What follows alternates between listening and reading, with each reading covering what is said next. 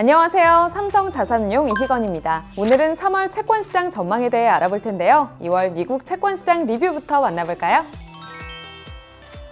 1월 소비자 물가 상승률이 예상보다 높게 발표되면서 3월 중에 기준금리가 인상될 가능성도 점차 높아졌는데요. 이에 2년물 금리는 전월 대비 0.37%포인트 오른 1.55%까지 상승했습니다. 2월 중순 이후 정상화가 어느 정도 시장에 반영됐다는 인식과 더불어 러시아와 우크라이나 간의 갈등으로 안전자산 선호가 강화되며 장기물 금리는 상단이 제한됐는데요. 이에 10년물 금리는 전월 대비 0.18%포인트 오르며 장단기 스프레드가 0.4%포인트대로 축소됐습니다.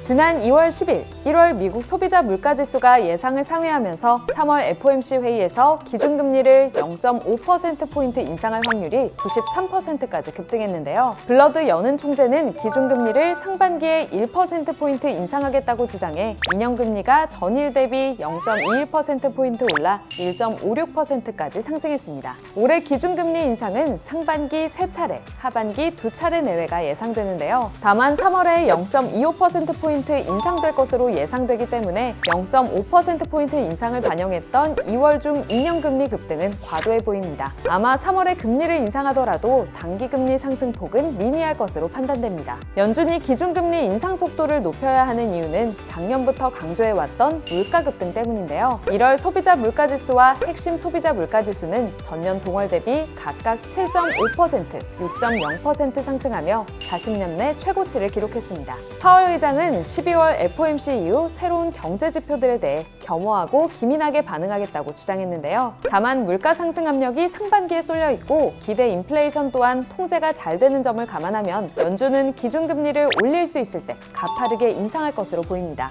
이에 하반기에는 인상 속도를 다시 판단해 자산 긴축 중심의 정상화를 할 것으로 예상됩니다.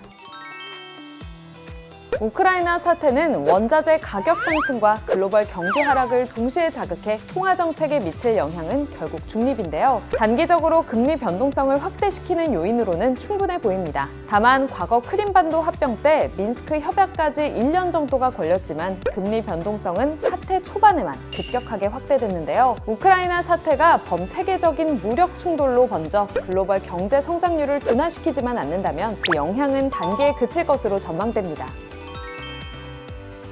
현재 단기금리는 상반기에 1%포인트 이상 인상을 반영 중인데요. 3월에 단기금리 상승은 둔화되고 장기금리 상승은 지속될 것으로 보입니다. 올해 2년금리 상단은 1.7%, 10년금리 상단은 2.3%로 상향했는데요. 자산 긴축에 대한 스케줄을 공개하기 전까지는 장기물 금리 상승세가 지속되겠고 실제로 자산 긴축이 시작되면 금리 상승 속도는 둔화될 것으로 보입니다.